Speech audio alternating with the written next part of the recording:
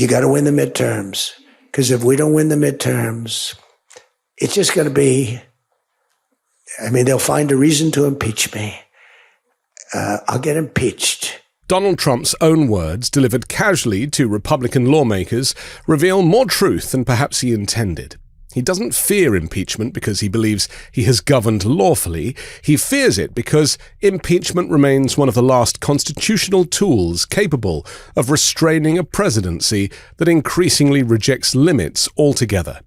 That fear can be neutralized not by Republican loyalty alone, but by Democratic reluctance. By refusing to initiate impeachment proceedings against Trump and key figures in his orbit, Vance, Bondi, Hegseth and others, Democratic leaders are not merely avoiding a political fight, they are helping to dismantle the system they claim to defend. Trump understands power in transactional terms. Institutions matter only insofar as they constrain him, and accountability is something to be avoided, mocked, or delayed. That's why he openly frames the midterms not as a referendum on policy or governance, but as a shield against impeachment. In doing so, he acknowledges a core constitutional reality. Congress, if it chooses to act, can still impose consequences. The problem is that one side of that equation has chosen not to. Impeachment was never designed as a partisan stunt or an electoral strategy. It exists because the framers assumed ambition would eventually collide with the law. They anticipated moments when a president might threaten the republic itself and build a mechanism to remove consent from someone who abuses public trust. When that mechanism is ignored in the face of repeated violations, it sends a message more powerful than any speech. The rules no longer apply. Democratic leadership has increasingly justified inaction with political arithmetic. Swing districts, affordability, voter anxiety, and messaging discipline have all been invoked as reasons to sideline impeachment. The argument goes something like this. Voters care more about the cost of living than constitutional crises, and talking about accountability risks alienating independence. This framing is deeply misleading. It treats democracy as a luxury item, important, but only when it polls well.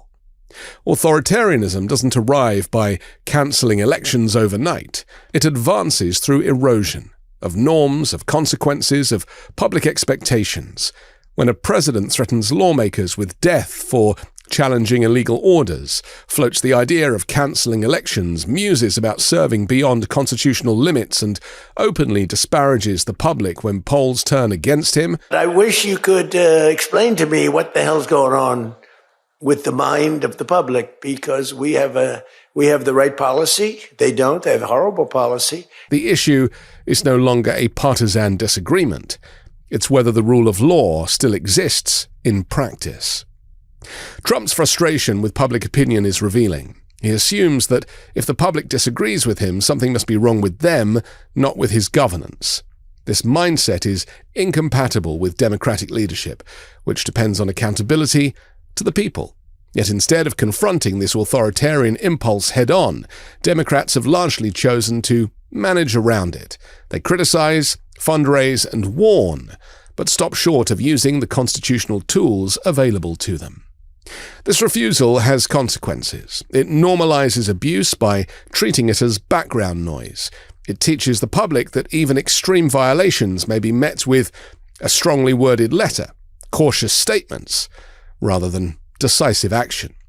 And it reinforces a dangerous cynicism, that no one in power is willing to fight for democratic principles when doing so carries political risk. The argument that impeachment is futile because conviction is unlikely also misses the point entirely. Impeachment is not only about removal, it's about naming wrongdoing and forcing the system to reckon with it. It creates an historical record. It draws clear lines between lawful governance and authoritarian behavior. Even when the Senate fails to convict, the act of impeachment affirms that consent is conditional, not automatic. After all, Trump was impeached twice before. We still refer to him as twice impeached, despite the fact it wasn't ratified in the Senate. They impeached me. I never knew I was going to be impeached. I get a phone call, you just got impeached. I said, what does that mean? It took them 10 minutes They impeached the president of the United States, who did a damn good job. I rebuilt our military, Space Force. I got everything. I did a lot. They impeached me for nothing twice. By declining to impeach Trump this time and those enabling him, Democrats are effectively redefining consent as permanent. They're allowing executive power to expand unchecked, while offering voters little more than rhetorical opposition. This is not restraint. It is surrender, dressed up as pragmatism. Complicity is not always loud. Sometimes it looks like strategic silence. Sometimes it looks like shifting the conversation back to the economy while constitutional violations pile up. Sometimes it looks like voting down impeachment measures because the timing isn't right. But history does not distinguish between those who commit abuses and those who allow them to continue unchallenged. Both play a role in democratic collapse. There is also a moral contradiction at the heart of this strategy. Democrats frequently invoke the language of existential threat, warning that Trump represents a unique danger to American democracy. If that claim is sincere, then refusing to pursue impeachment is indefensible. If the threat is real, extraordinary measures are not optional, they are required. If the threat is exaggerated for campaign purposes, then the public is being manipulated. Either way, trust erodes. Polling suggests that the public are not nearly as hostile to impeachment as party strategists claim. Many voters, including independents, support holding Trump accountable. What they doubt is whether the political system is capable of acting with integrity. Avoidance only deepens that doubt. They say that when you win the presidency, you lose the midterm. Trump's fixation on his own impeachment, his anxiety about the midterms, and his contempt for unfavorable public opinion all point to the same truth. Accountability still matters. The question is whether anyone in power is willing to enforce it and take advantage of Donald Trump's insecurity. Democracy cannot survive on speeches and slogans alone. It requires action, especially when doing so is uncomfortable. The refusal to impeach Trump, Vance, Bondi, Hegseth, and others implicated in the erosion of democratic norms is not a neutral act. It is a choice. And that choice aligns democratic leadership not with resistance, but with normalization. When the tools designed to defend the republic are left unused, the collapse of democracy does not happen despite them. It happens because of that refusal. In the end, the midterms will come and go. Poll numbers will rise and fall, but the precedent being set now will endure.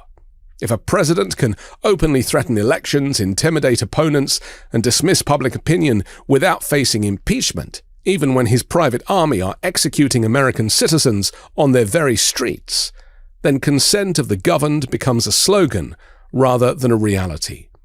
All those who decline to act will not be remembered as cautious strategists, but as participants in the failure of American democracy. That makes me smarter than you. Because look where I am, right?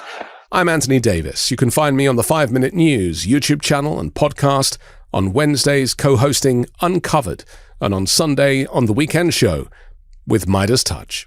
Love this video? Support independent media and unlock exclusive content, ad-free videos, and custom emojis by becoming a paid member of our YouTube channel today. You can also gift memberships to others. Let's keep growing together.